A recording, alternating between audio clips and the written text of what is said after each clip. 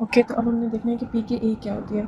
PKA वो pH होती है जिस पे ड्रग 50% आयोनाइज्ड होता है और 50% नॉन आयोनाइज्ड होता है, ठीक है। PKA represent the strength of the weak acid और a weak base in the blood. अगर एक ड्रग आयोनाइज्ड है, आयोनाइज्ड का मतलब है वो हाइड्रोफिलिक है, मतलब वो इजीली यूरिन में रिमूव हो जाएगा, और नॉन आयोनाइज्ड का मतलब है वो लिपोफिलिक है, वो ब्लड में रहने के बजाय टिश्यूज़ में, फैट में एब्जॉर्ब हो जाएगा, यानी कि वो बॉडी में उसकी कंसनट्रेशन ज़्यादा हो जाएगी नॉन आयोनाइज्ड फॉर्म में। अब हमारे पास एसिडिक जो ड्रग होते हैं वो एसिडिक एनवायरनमेंट में ज़्यादा अच्छे से अब्जॉर्ब होते हैं।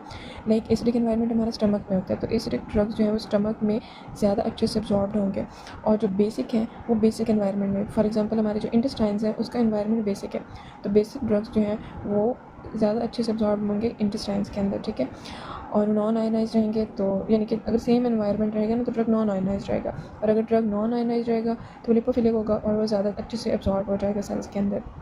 देयरफॉर जो आयनाइज ड्रग्स होते हैं, therefore to ionise drug opposite environment is created, यानी कि उनको एक्सक्रीट करने के लिए हमें ऑपोजिट एनवायरनमेंट क्रिएट करना पड़ेगा। अगर हमारे पास एसिडिक ड्रग है तो उसको बॉडी से रिमूव करने के लिए हमें बेसिक एनवायरनमेंट क्रिएट करना पड़ेगा, यानी कि पीएच ज़्यादा करनी पड़ेगी, और जैसे कि हमने सोडियम बाइकार्बोनेट दिया था एस्पिरिन की टॉक्सिसिटी में, ठीक है। और अगर बेसिक ड्रग है तो हमने उसको एलिमिनेट करने के लिए एसिडिक एनवायरनमेंट क्रिएट करनी पड़ेगी, यानी कि पीएच को कम करना पड़ेगा, जैसे हमने एल्यूमिनियम क्लोराइड दिया था उस एसिडिक ड्रग की टॉक्सिसिटी के अंदर, ठीक है।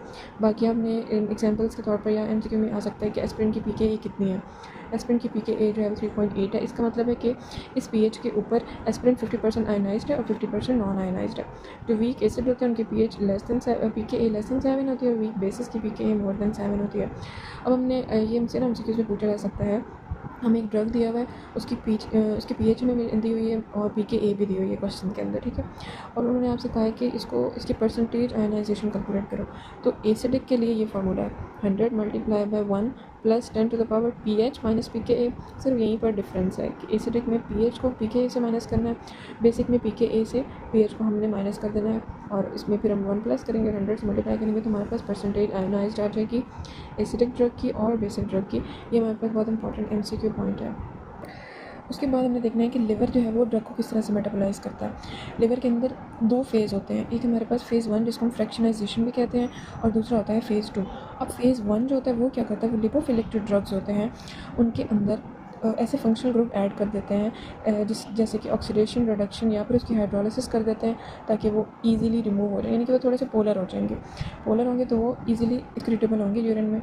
अब फेज़ 2 के अंदर क्या होता है कि जो फेज़ 1 के प्रोडक्ट हैं, यानी कि जो लिपोफिलिक में हमने उनके अंदर फंक्शनल ग्रुप्स ऐड करके उनको हाइड्रोफिलिक किया है, उसके अंदर हम और ज़्यादा मज़ीद फंक्शनल ग्रुप्स ऐड करेंगे और वो और ज़्यादा पोलर हो जाएंगे। इसमें हम कौन कौन से फंक्शनल ग्रुप्स ऐड करते हैं, इसके अंदर हम मिथाइलेशन, एसिटाइलेशन, सल्फेशन या फिर ग्लूकोरोनिडेशन, इन्हीं के नेम के अकॉर्डिंगली हम इनके अंदर मिथाइल ग्रुप जो होता है, जैसे methylation methyl group, acetyl group, sulphate group, ये ऐड होगा तो ये और ज़्यादा पोलर हो जाएंगे और वो इजीली एक्सक्रीटेबल हो जाएंगे बॉडी से। तो ये लिवर जो है ये ड्रग्स को कन्वर्ट करता है बाय फेज़ 1 एंड फेज़ 2। ये फेज़ 1 के बाद फेज़ 2 हो सकता है, फेज़ 1 और फेज़ 2 इकट्ठे हो सकते हैं, या खाली फेज़ 2 भी हो सकता है, ठीक है। इनका आपस में ऐसा सच लिंक नहीं है कि पहले फेज़ 1 होगा उसके बाद ही फेज़ 2 होगा, इस तरह से नहीं होता। अब जो पेशेंट ओल्ड एज में चले जाते हैं ना वो फेज़ 1 को लूज़ कर देते हैं, उनके अंदर सिर्फ फेज़ 2 काम कर रहा होता है।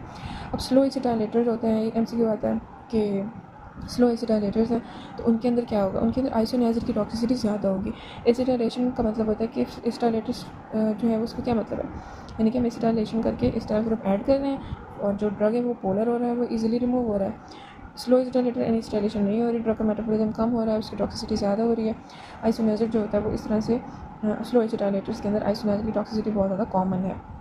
अब हमने देखना है कि ज़ीरो ऑर्डर एलिमिनेशन क्या है। ये बहुत इंपॉर्टेंट टर्म है और ये बहुत ज़्यादा MCQ में पूछा जाता है, ये बहुत ही ईजी है, ठीक है। ज़ीरो ऑर्डर एलिमिनेशन का मतलब है कि rate of elimination is constant and independent of drug concentration, यानी कि एक ड्रग है उसको अगर हम 5 mg पर दे रहे हैं, 100 mg दे रहे हैं और उसका रेट ऑफ एलिमिनेशन 5 mg पर आ रहा है, ठीक है।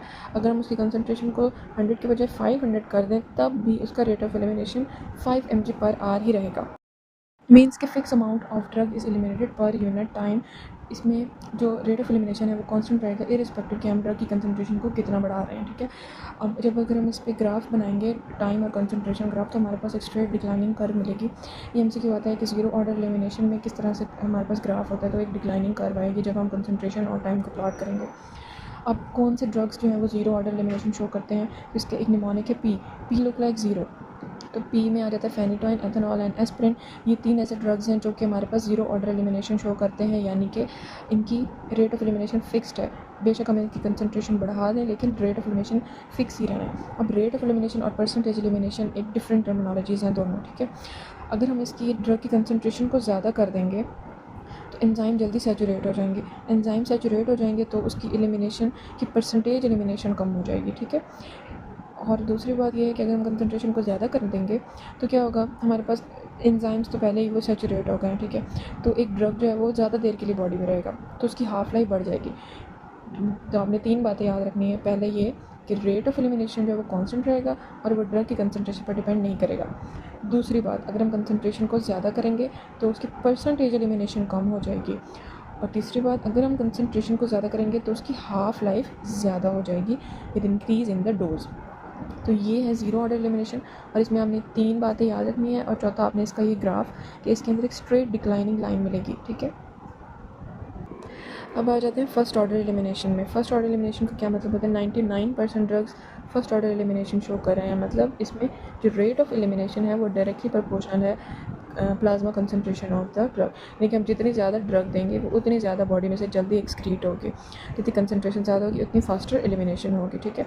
अब जैसे हमने ज़ीरो ऑर्डर एलिमिनेशन में पढ़ा था कि परसेंटेज एलिमिनेशन जो है वो कम हो जाएगी, इसमें क्या होगा, परसेंटेज एलिमिनेशन और हाफ लाइफ जो होती है वो कांस्टेंट रहती है फर्स्ट ऑर्डर एलिमिनेशन में, ठीक है।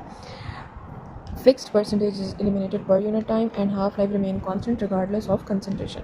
ये दोनों में से डिफरेंस है। आप लोगों ने ज़ीरो ऑर्डर फर्स्ट ऑर्डर में डिफरेंस याद रखना है बस, कि इसके अंदर जो है वो रेट ऑफ एलिमिनेशन जो है वो डायरेक्टली प्रोपोर्शनल होता है प्लाज्मा कंसनट्रेशन से, और जो दूसरा इसका ग्राफ है वो एक्सपोनेंशियल डिके कर्व हमें इस तरह से मिलेगी जब हम टाइम और प्लाज्मा कंसनट्रेशन पे ड्रॉ करते हैं।